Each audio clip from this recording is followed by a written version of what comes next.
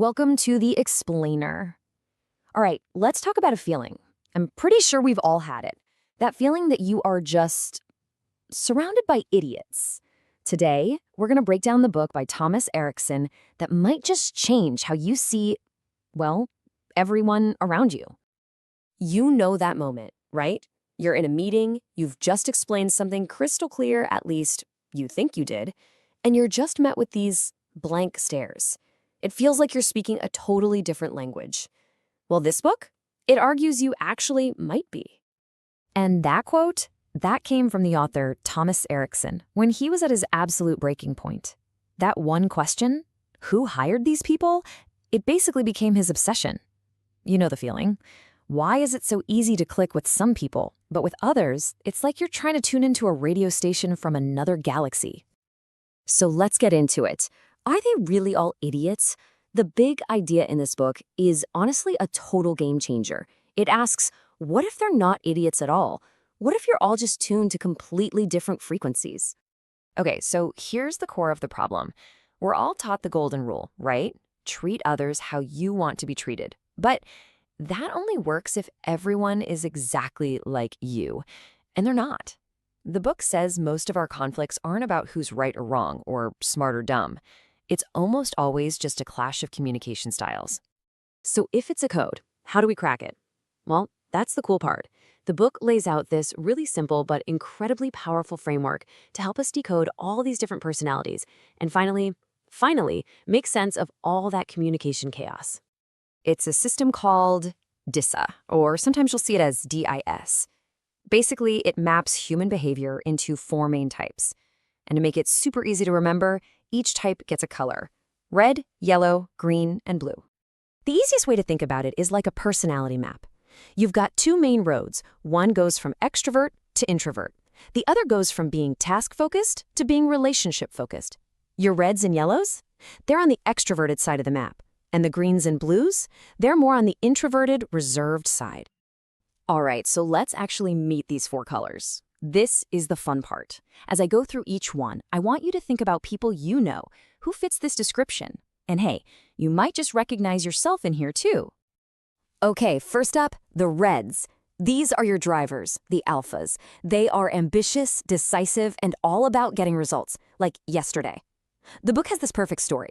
A red boss calls, asks, "Were you looking for me?" You say no. He just says, "Okay," and hangs up. The whole call is like 8 seconds long.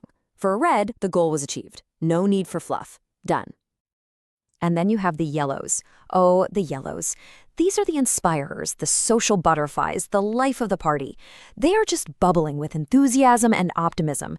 They see possibilities literally everywhere. You know, when it's pouring rain, they're the one who's like, "This is great. Now the flowers will grow." Their energy is just infectious. They light up any room. After the yellows, we meet the greens. These are the supporters, the calm, steady, reliable heart of any team or family. They value harmony and stability more than anything. Greens are the people who always remember your birthday, who will listen for hours, and who just quietly make sure everything gets done in the background. No drama needed. And last but not least, the blues. These are your analysts, the meticulous, logical perfectionists. They live and breathe facts, data, and quality.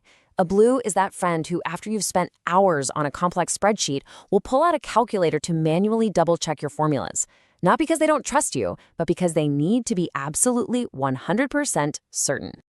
So, you see, each color has these amazing strengths. They're all valuable. But what happens when you put them all in the same room and make them work together?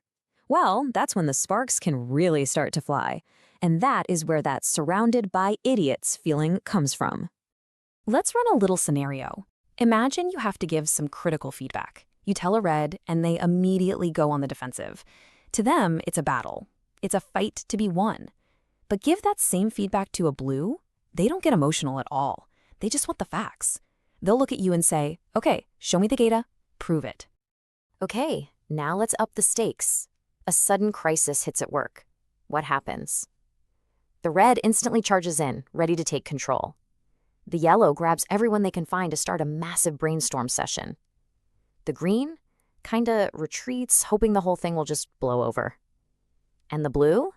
They're sitting at their desk, totally frozen, formulating a million questions that nobody can answer yet. You can see how easily the wires get crossed, right? Okay, so we've identified the problem, we've cracked the code, now we get to the most important part of all. What do we do with this information? This is all about learning how to adapt, how to flex your own communication style to really connect with each of the four colors. So if you're talking to a red, here's the game plan. Get straight to the point, no small talk, give them the bottom line first. Be confident, focus on results, and for the love of everything, do not waste their time. Now for a yellow, you gotta match that energy. Be friendly, be open, be optimistic. Let them brainstorm and dream big. Don't drown them in tiny details. And here's a big one. Give them public praise.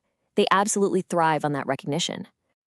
When you're communicating with a green, it's all about building trust. You have to be patient, be supportive, and really truly listen to them. If there's a big change coming, you need to introduce it slowly and explain the why behind it. They need to feel safe and secure. And finally, if you need to convince a blue, you better do your homework, show up prepared, have your facts, your data, and a logical step-by-step argument ready. Put the key details in writing for them, and then, this is important, give them the time and space to go away and analyze it all on their own. Okay, so at this point, it's really tempting to start labeling everyone, right? Oh, my boss is a total red. My best friend is such a yellow.